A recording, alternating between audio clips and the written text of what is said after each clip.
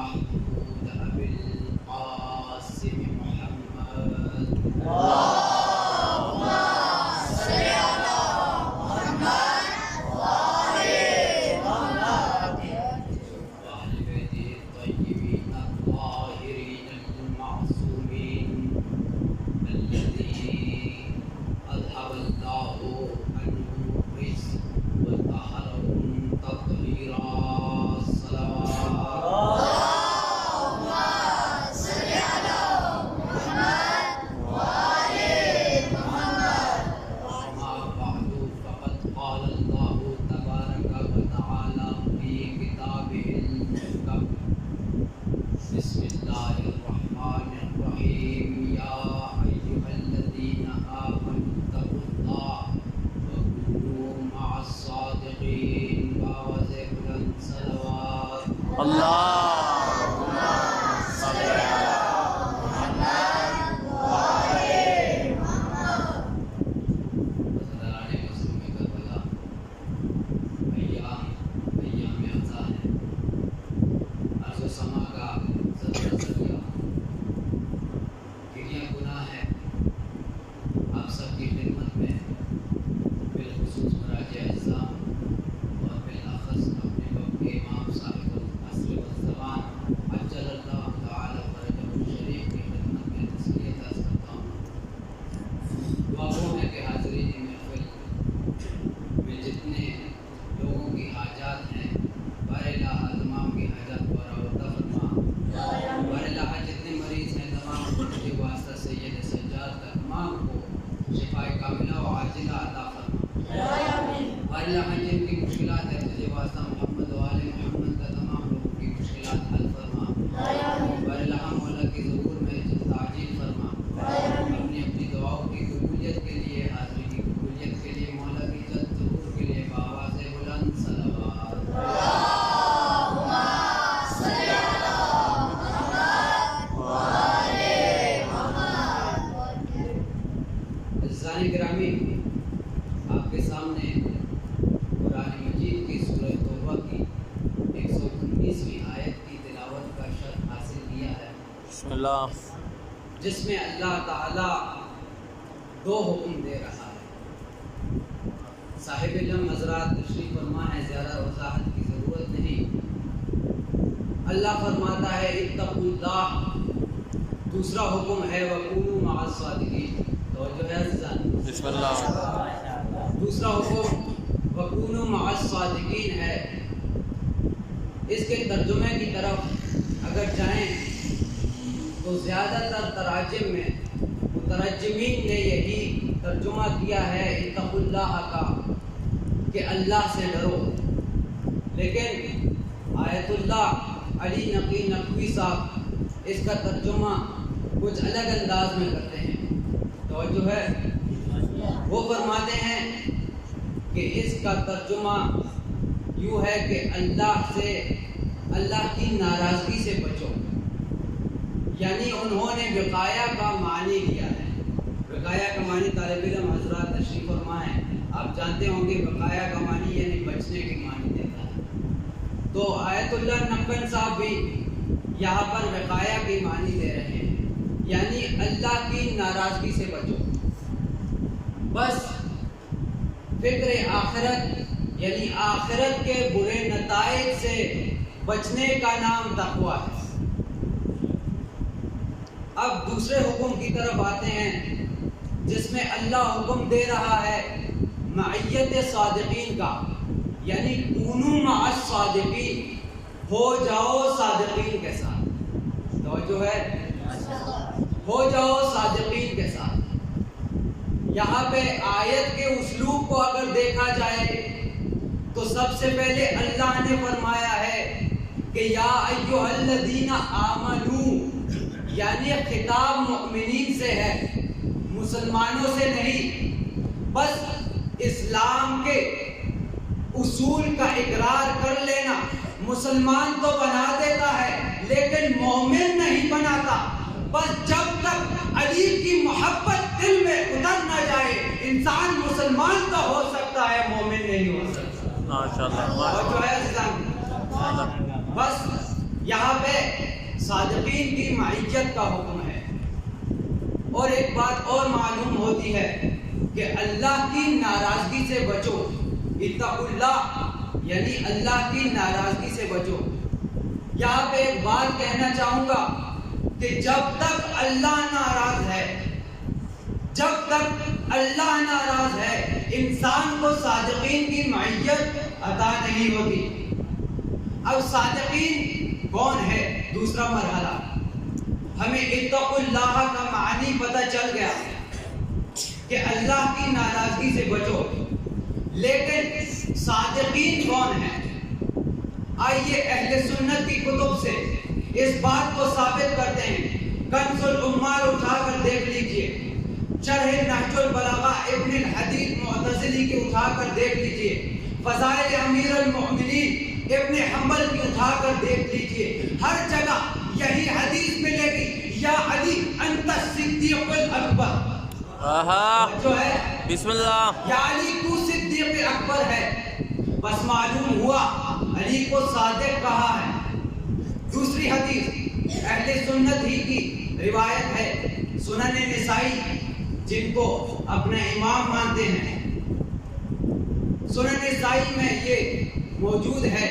امام علی علیہ السلام فرماتے ہیں، انا عبد اللہ و اخو رسولہ و انا الصدیق الاکبر، میں اللہ کا بندہ ہوں، اس کے رسول کا بھائی علی ہوں، اور میں ہی صدیق الاکبر ہوں۔ پھر فرماتے ہیں، لا یقولها بعدی الا کاذب مفتر، میرے بعد کوئی نہیں کہے گا کہ میں صدیق اکبر ہوں، اگر کہے گا تو وہ جھوٹا ہوگا۔ ماشاءاللہ، کوئی صدیق اکبر خود کو کہے، بظاہر تو وہ خود کو صدیق اکبر کہہ رہا ہے، لیکن مولا نے فیصلہ کر دیا کہ وہ جھوٹا ہے۔ عزیزان گرامی، اب دونوں چیزوں کا، دونوں احکام کا ہمیں معلوم تو ہو گیا کہ حکم کیا دے رہے ہیں۔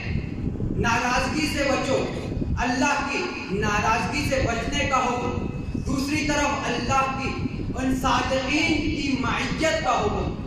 اب سوال یہ ہے کہ ان صادقین کی معیت کیسے اختیار کی جائے؟ توجہ ہے ذرا، ان صادقین کی معیت کیسے اختیار کی جائے؟ ان صادقین کی معیت کو اختیار کرنے کے لیے چند موارد آپ کی خدمت میں عرض کرتا ہوں۔ ان موارد سے پہلے آپ آواز بلند ایک صلوات پڑھیں۔ اللہم صلی علی محمد و آل محمد۔ عزیزان گرامی، پہلا مورد جو معیت اہل بیت یعنی امام علی علیہ السلام اور ان کی آل کی معیت کے لیے لازم ہے، وہ نماز کا قیام ہے، نماز کو قائم کرنا۔ قرآن میں بارہا جگہ ذکر ہے اقیموا الصلاۃ، موجود ہے حکم۔ اب دیکھتے ہیں کہ اہل بیت کی سیرت میں آپ کو جگہ جگہ نظر آئے گا کہ انہوں نے نماز کو کتنی اہمیت دی ہے، حتیٰ کہ شب عاشور ہے، وقت وداع ہے، امام اپنے بہن زینب کو کیا کہتے ہیں؟ لا تنسینی فی نافلۃ اللیل، مجھے اپنی نماز شب میں نہ بھلانا۔ کیا پیغام دے رہے ہیں امام؟ ہمیں بتا رہے ہیں کہ مسائل و آلام کے پہاڑ ٹوٹ رہے ہیں، پھر بھی بی بی زینب نے واجب نماز تو دور کی بات، نافلہ شب کو بھی قضا نہیں کیا۔ ماشاءاللہ، توجہ ہے۔ دوسری بات، امام حسین علیہ السلام شب عاشور جو مہلت مانگتے ہیں، کیوں مانگتے ہیں؟ فرماتے ہیں کہ آج کی رات ہمیں مہلت دو تاکہ اپنے اللہ سے راز و نیاز کر سکیں۔ نماز پڑھنے کے لیے مولا فرماتے ہیں انی احب الصلاۃ، میں محبت کرتا ہوں نماز سے۔ اور آج ہمارے ممبروں کا حال دیکھیے، جس چیز کی محبت کا حکم امام حسین دے رہے ہیں، اسی کو ہم ٹھوکر مار کے کہتے ہیں نماز بے سود ہے۔ ان جہلا کی جرأت کیسے ہوتی ہے کہ جس چیز کا حکم امام حسین دے رہے ہیں کہ میں محبت کرتا ہوں نماز سے، اور تم کہتے ہو کہ نماز بے سود ہے۔ امام حسین کی تمام تر کاوشیں اسی نماز کو بچانے کے لیے، اور آج کی ہماری مجلسوں میں شرک و کفر اور لغویات کے علاوہ کچھ نہیں۔ کیا آپ سمجھتے ہیں کہ یہ مجالس امام ہم سے قبول کرتے ہوں گے؟ کیا عزاداری کا ہدف یہ ہے؟ امام حسین نے تو یہ ہدف اور مقصد لے کر خروج نہیں کیا، وہ دین کے احیاء کے لیے نکلے، دین کی تحفظ کے لیے نکلے۔ امام محمد باقر علیہ السلام کی ایک حدیث،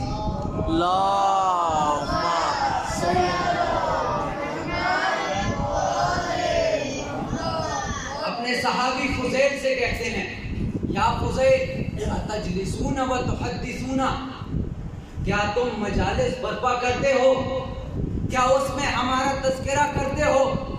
فضیل کہتا ہے، جی میرے مولا، ہم مجالس برپا کرتے ہیں۔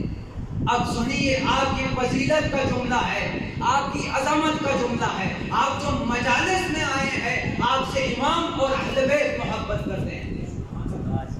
اہل بیت فرماتے ہیں، ان تلک المجالس احبها، یہ وہ مجالس ہے کہ جس سے ہم اہل بیت محبت کرتے ہیں۔ آپ جو آئے ہیں، اہل بیت نے آپ کو توفیق دی ہے کہ آپ یہاں پر آئے، ورنہ دیکھ لیجئے بہت سے اہل تشیع کے ہی لوگ جو گھروں میں بیٹھے ہیں، لیکن ان کو توفیق نہیں ملی۔ آپ کو توفیق دی، آپ سے محبت ہے اہل بیت کو کہ آپ یہاں پہ تشریف فرمائیں۔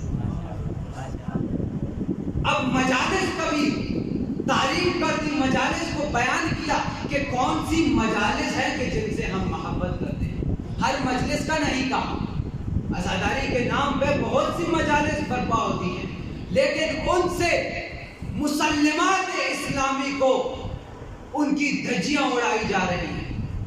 عزیزان گرامی، اب امام محمد باقر علیہ السلام اس مجلس کی تعریف کر رہے ہیں، بیان کر رہے ہیں کہ کون سی مجلس ہے جس سے ہم محبت کرتے ہیں۔ فرماتے ہیں، فَأَحْيُوا أَمْرَنَا، ہمارے امر کو زندہ کرو۔ پھر فرماتے ہیں، یا فضیل، اب اہل بیت دعا دے رہے ہیں کہ جس مجالس میں اہل بیت کے امر کو زندہ کیا جا رہا ہے، جس میں دین کی احیاء ہو رہی ہو، اس مجالس میں بیٹھنے والوں کے لیے امام کی دعا سنیے۔ فَرَحِمَ اللَّهُ مَنْ ذَكَرَنَا وَرَحِمَ اللَّهُ مَنْ أَحْيَا أَمْرَنَا، اللہ اس پر رحم کرے جو ہمارے امر کو زندہ کرتا ہے۔ بہت بڑی دعا ہے عزیزان گرامی، یہ ہمارے اور آپ کی زبان کی دعا نہیں ہے، امام معصوم دعا کر رہا ہے کہ اللہ اس پر رحم کرے جو ہمارے امر کو زندہ کر رہا ہے۔ پھر فرماتے ہیں، یا فضیل من ذکرنا، جو ہماری مصائب کا، جو ہماری فضائل کا ذکر کرتا، وذکرنا عنده، اور جس کے بعد، جس کے ہاں یہ ذکر ہو، فخرج من عینہ مثل جناح الذباب، اب یہ عظیم جملہ ہے کہ اگر اس کی آنکھ سے مکھی کے پر جتنا بھی آنسو نکل آئے، غفر اللہ لہ الذنوب، اللہ اس کے تمام گناہ معاف کر دیتا ہے۔ ماشاءاللہ ماشاءاللہ، تمام کے تمام گناہ۔ اور پھر فرمایا کہ اگر یہ گناہ سمندر کی لہروں سے زیادہ ہو تب بھی تمام گناہ اللہ معاف کر دیتا ہے۔ اللہ ماشاءاللہ، کتنی بڑی عظمت ہے۔ اور ہماری مجالس میں تبلیغ نام کی کوئی چیز نہیں، ہماری آنکھوں سے شرم و حیا ختم ہو چکی ہے۔ منبر حسین سے مقصد حسین کا قتل عام ہو رہا ہے۔ جس منبر کو احیاء دین کا منبع ہونا چاہیے تھا، اسی منبر سے امام حسین کے مقصد کا قتل عام ہو رہا ہے، دھجیاں اڑائی جا رہی ہیں۔ امام حسین علیہ السلام نے تو یہ درس نہیں دیا۔ کربلا میں آپ دیکھ لیجئے، ابھی حدیث بیان کی، لا تنسینی فی نافلۃ اللیل، کہ مجھے اپنے نماز شب میں بھی نہ بلانا. اب نماز شب کو اتنی اہمیت دی ہے کہ کبھی قضا نہیں کی، لیکن ہماری واجب نمازیں اللہ ہی حافظ ہے ہمارا. اور ایک ممبر پر آ کر ایک جاہل جو کچھ کہتا ہے ہم سنتے جا رہے ہیں، اور واہ واہ کر کے تشویش دے کر اسے آسمان پر چڑھا دیا. اس کا حوصلہ اور بلند ہو گیا کہ اب جو کہے کوئی روکنے ٹوکنے والا نہیں.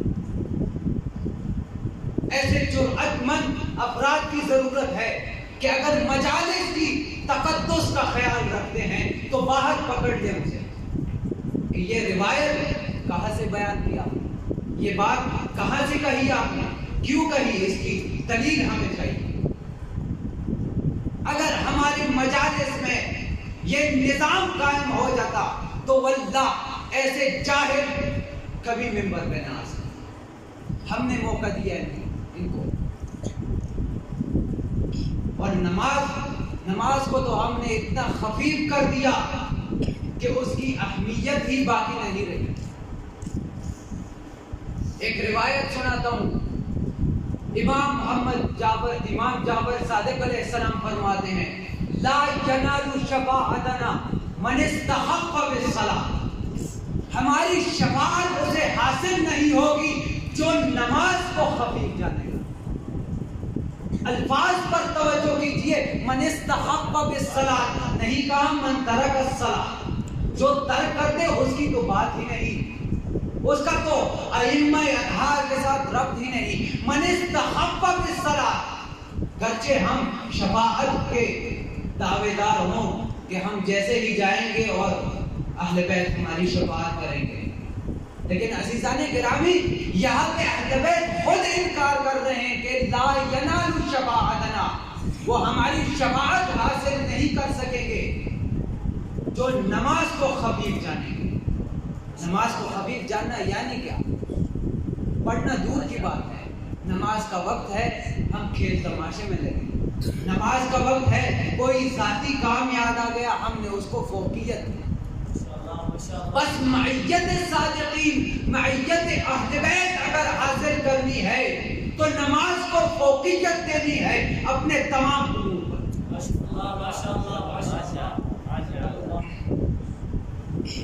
دوسرا مورد، وقت کی قلت کی وجہ سے جلدی بیان کرتا چلو. دوسرا مورد ہے اہل بیت کی خوشی اور غمی میں شریک. اہل بیت کے خوشی کے موقع ہیں تو ہم خوش ہوں، اہل بیت مغموم ہے تو ہم مغموم رہیں. اگر ان کے کہیں خوشی کے ایام ہے تو ہمیں بھی خوشی کا اظہار کرنا چاہیے. وہ مغموم ہے، حزن و ملال میں ہے تو ہمیں وہی کیفیت ہم پر طاری ہونی چاہیے جو اہل بیت کی. یہ اہل بیت کے ساتھ ربط کا ایک ذریعہ ہے. امام علی علیہ السلام فرماتے ہیں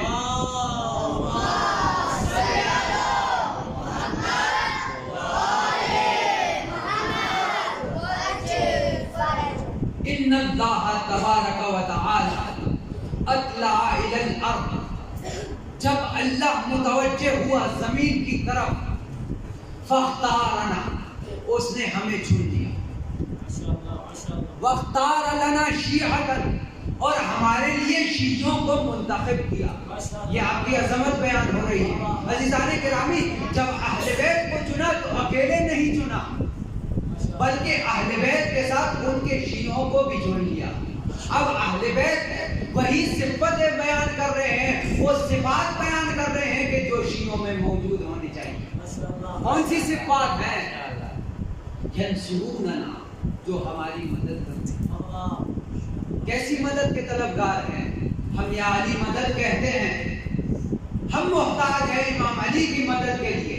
اہل بیت ہماری مدد کے محتاج نہیں. ان کی مدد ہم کیسے کر سکتے ہیں؟ امام علی علیہ السلام فرماتے ہیں اعیننی بورع والاجتہاد، میری مدد کرو تقوی اور اجتہاد کے ذریعے. ماشاءاللہ. تو اہل بیت کی مدد ہم تقوی کے ذریعے کر سکتے ہیں جب ہمارے اعمال اہل بیت کی سیرت کے مطابق ہوں گے. تو ہم اہل بیت کے معاونین میں سے قرار پائیں۔ عزیزان گرامی، اب اس بات کی طرف آتا ہوں کہ میں نے کہا خوشی اور غمی میں شریک ہونا، یہ شیعوں کی نشانیوں میں سے نشانیاں بتا رہے ہیں امام۔ پھر فرمایا یفرحون لفرحنا، ہماری خوشی میں خوش ہوتے ہیں، ویحزنون لحزننا، ہمارے مصائب بیان ہو ہم مغموم ہو تو یہ بھی مغموم ہوتے ہیں۔ وَيَبْذَلُونَ أَمْوَالَهُمْ وَأَنفُسَهُمْ فِينَا، اپنی جان اور مال کو ہماری راہ میں نچھاور کر دیتے ہیں۔ یہ شیعوں کی فضیلتیں ہیں۔ اپنے گریبان میں جان کر دیکھتے ہیں کیا ان میں سے کوئی صفت ہمارے درمیان موجود ہے؟ اگر موجود ہے تو معاونین اہل بیت میں سے ہیں، وگرنہ ہم دعویٰ نہیں کر سکتے کہ ہم شیعہ عالی ہیں۔ پھر فرمایا، آپ نے یہ تو سنا ہوگا کہ امام نے فرمایا ہو، رسول اللہ نے فرمایا ہو کہ سلمان ہم اہل بیت میں سے ہیں، لیکن آئیے آج اگر یہی صفات ہمارے درمیان موجود ہو تو امام فرماتے ہیں اولئک منا، یہ ہم میں سے ہیں، اہل بیت میں سے ہیں۔ یہی شیعہ سلمان کا نہیں کہا، ہم کہتے ہیں نا کہ ہم سلمان نہیں بن سکتے، اگر یہی صفات ہم میں موجود ہوں تو عزیزان گرامی اہل بیت خود اقرار کر رہے ہیں اولئک منا و الینا، یہ ہم میں سے ہیں اور ہماری طرف انہوں نے پلٹ کرا۔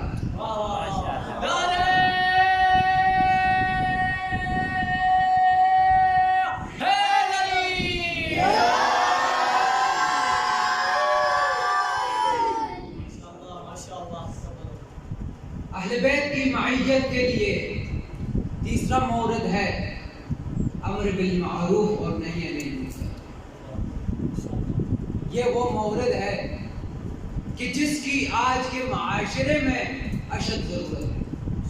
عزیزان گرامی، پچھلی حدیث میں نے بیان کیا کہ فرحم اللہ من احیا امرنا، جو ہمارے امر کو زندہ کرے۔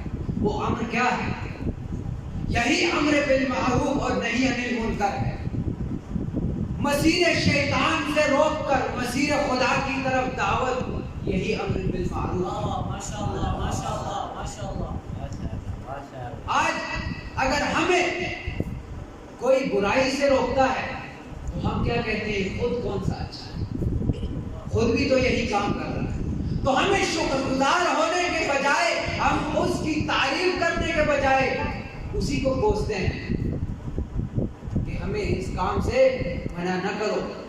بس اگر یہ فضا قائم ہو جائے کہ ہم ایک دوسرے کو برے کاموں سے روکیں اور امر بالمعروف کریں، اچھائی کا حکم دیں، تو ہم ان دو امر بالمعروف اور نہی عن المنکر کے ذریعے سے معیت اہل بیت حاصل کر سکتے ہیں۔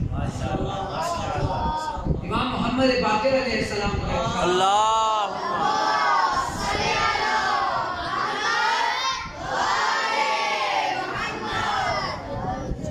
الامر بالمعروف والنہی عن المنکر خلقان من خلق اللہ۔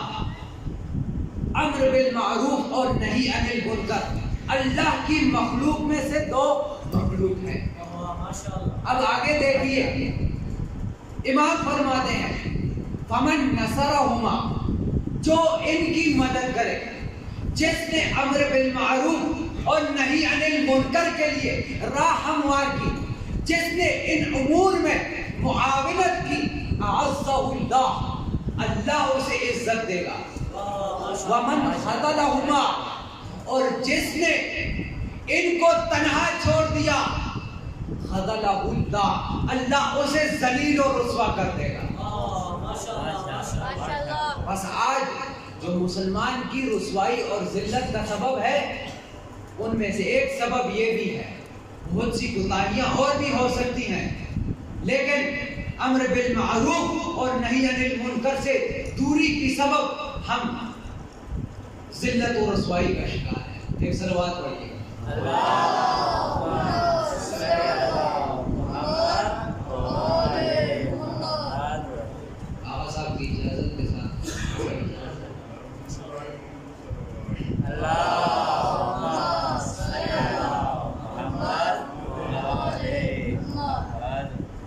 بس عزیزان گرامی، معاشرے میں ہم نے امر بالمعروف اور نہی عن المنکر کا قیام کرنا ہے، تبھی ہمارا معاشرہ اہل بیت کی راستے پر چل سکے گا۔ ورنہ آج ہم دیکھ رہے ہیں کہ ہمارا معاشرہ جس ڈگر پر چل نکلا ہے اسے پلٹانا ناممکن سی بات ہے۔ اس کا واحد ذریعہ یہی ہو سکتا ہے کہ امر بالمعروف اور نہی عن المنکر کو عام کیا جائے۔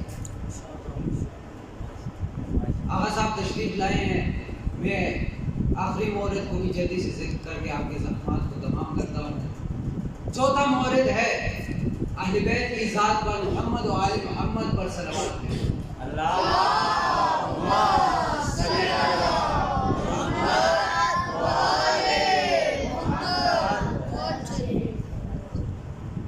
جہاں پر روایات میں صلوات کی بہت سی فضیلتیں بیان ہوئی ہیں، میں چاہتا ہوں اس سے پہلے ایک قصہ بیان کروں۔ ایران کے ایک مجتہد درس دیا کرتے تھے، تو ان کے درس میں روزانہ ایک جوان آ جایا کرتے، جس کے بدن سے ایک عجیب سی خوشبو آ جاتی کہ جو اس مجتہد کو بھی متحیر کرتے تھے۔ مجتہد چونکہ عارف تھے، اسے معلوم تھا کہ یہ کوئی عام خوشبو نہیں ہے، دنیاوی خوشبو نہیں ہے۔ تو اس نے ایک دن اس جوان سے پوچھا کہ تمہاری اس خوشبو کا راز کیا ہے؟ جو ہے تمہاری اس خوشبو کا راز کیا ہے؟ اس جوان نے کہا میرا کوئی خاص عمل تو نہیں، لیکن ایک عمل ہے کہ جو میں کثرت سے کرتا ہوں، وہ عمل ہے صلوات کا۔ ایک رات رسول خدا کی زیارت ہوئی، خواب میں ایک محفل میں بیٹھے ہوئے تھے کہ رسول اللہ پکارنے لگے کہ کیا تم میں سے کوئی ہے جو ہم پر سب سے زیادہ صلوات بھیجتا ہے؟ وہ جوان کہتا ہے میں خاموش رہا کہ شاید کوئی اور ہو جو مجھ سے بھی زیادہ صلوات بھیجتا ہو۔ حتیٰ رسول اللہ نے یہ سوال 3 بار تکرار کیا۔ یہ جوان کہتا ہے میں پھر بھی خاموش رہا کہ شاید کوئی اٹھ جائے کہ میں زیادہ صلوات بھیجتا ہوں۔ کہتے ہیں تیسری بار رسول اللہ نے خود اشارہ کہا کہ یہ وہ شخص ہے کہ جو ہماری ذات پر سب سے زیادہ صلوات بھیجتا ہے۔ وہ جوان کہتا ہے کہ وہی رات ہے اور آج کا دن ہے کہ میرے بدن سے جنت کی خوشبو میں سے ایک خوشبو ہے۔ پر محمد و آل محمد صلوات۔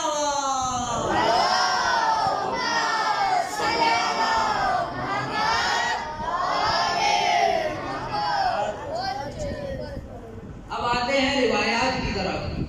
کتاب جامع الاخبار میں رسول اللہ سے ایک روایت نقل ہے کہ فرماتے ہیں من صلی علیہ مرۃ، جو مجھ پر ایک بار صلوات بھیجتا ہے، صلی اللہ علیہ 10 مرہ، اللہ کی ذات اس پر 10 مرتبہ درود بھیجتی ہے۔ عزیزان گرامی، بڑی عظمت کی بات ہے، حتیٰ کہ رسول اللہ نے اس تعداد کو 1000 تک بڑھا دیا اور آخر میں کہا لا يعذبه اللہ فی النار ابدا، کہ اللہ اس شخص کو کہ جو ہماری آل پر درود بھیجتا ہے کبھی اسے جہنم کی آگ میں عذاب نہیں دے گا۔ جو اللہ محمد و آل محمد پر درود بھیجتا ہے، کتنی عظمت کی بات ہے کہ وہی اللہ ہم اور آپ پر درود بھیجے۔ یہ تو ہو گئی اخروی فائدہ۔ جامع زیارت جامع کبیر میں بہت خوبصورت جملے ہیں کہ جس میں فرماتے ہیں طیبا لخلقنا، صلوات ہمارے اخلاق کو پاک کرتا ہے۔ اب یہ دنیاوی فائدے کہ طیبا لخلقنا ہمارے اخلاق کو پاک کرتا ہے، طہارتا لانفسنا ہمارے نفسوں کو پاک کرنے کا ذریعہ ہے صلوات، تزکیۃ لنا ہمارے لیے تقوی کا اختیار کرنے کا ذریعہ صلوات ہے،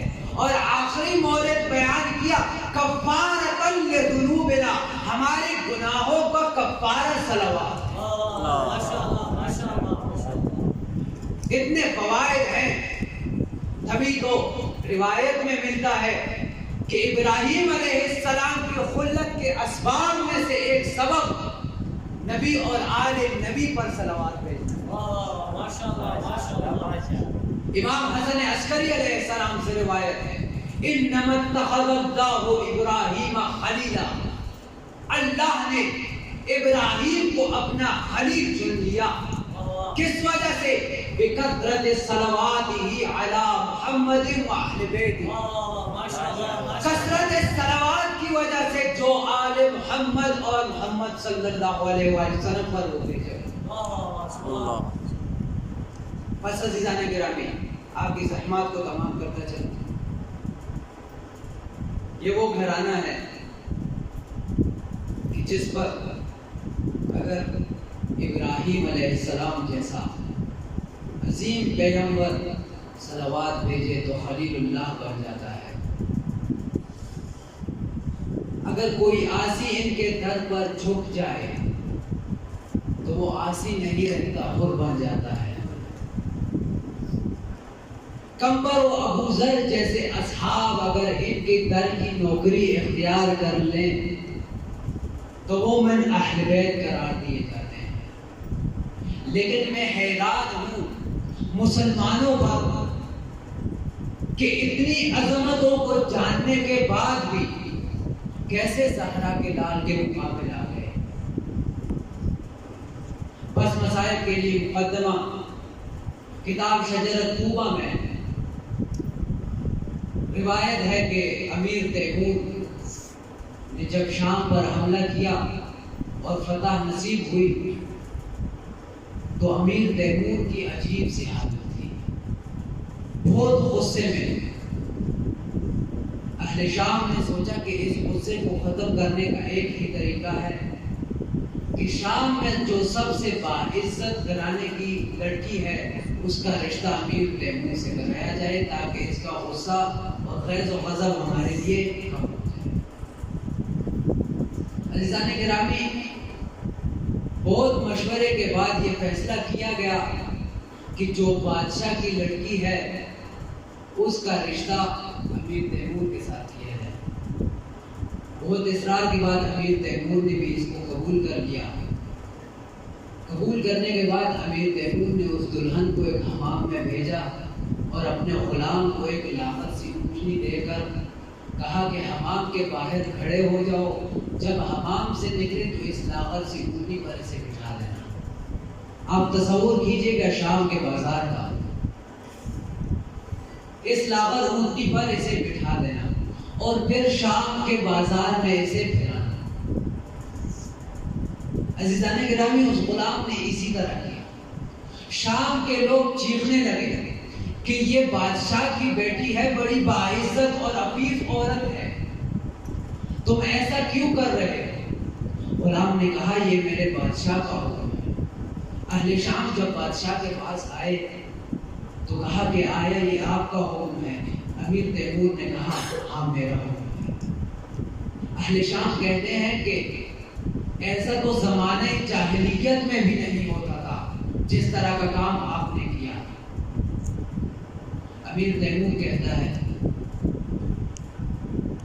کہ تم زمانہ جاہلیت کی بات کرتے ہو، آیا تم نے اسی بازار میں نبی کی بیٹیوں کو بے مغنا و چادر نہیں پہرایا؟ اسی بازار میں زینب و کلثوم کو نہیں پہرایا؟ کیا نبی سے زیادہ باعزت کوئی تھا؟ کیا نبی کی بیٹیوں سے زیادہ کوئی باعزت تھی؟ عزیزان گرامی، ذرا تصور کیجئے کہ آپ کی مستورات ہوں اور بازار کا ماحول، کسی کی نگاہیں آپ کی مستورات کی طرف اٹھیں، آپ کی غیرت گوارا نہیں کرتی. اب سوچئے ذرا امام سجاد کا کہ کیسے اس مصیبت کو سہا ہوگا. اشرکم اللہ. امام سجاد کے پاس ایک شخص آتا ہے، احوال پرسی کرنے کے بعد کچھ لمحے بیٹھتا ہے تو امام سجاد اپنے غلام سے پانی منگواتے ہیں. جب پانی منگواتے ہیں پانی کو دیکھ کر امام کی حالت متغیر ہو جاتی ہے، اتنا روتے ہیں کہ دوسرا پانی منگوانا پڑتا ہے، دوسرے بار پانی لا کر پھر امام کی وہی حالت ہو جاتی ہے۔ وہ شخص کہتا ہے یا امام آپ کب تک روئیں گے؟ امام فرماتے ہیں تم نے وہ سب نہیں دیکھا جو میں نے دیکھا ہے، تم نے بچوں کی العطش کی صدائیں نہیں سنی، تم نے میرے بابا کو 3 دن کا بھوکا اور پیاسا نہیں دیکھا۔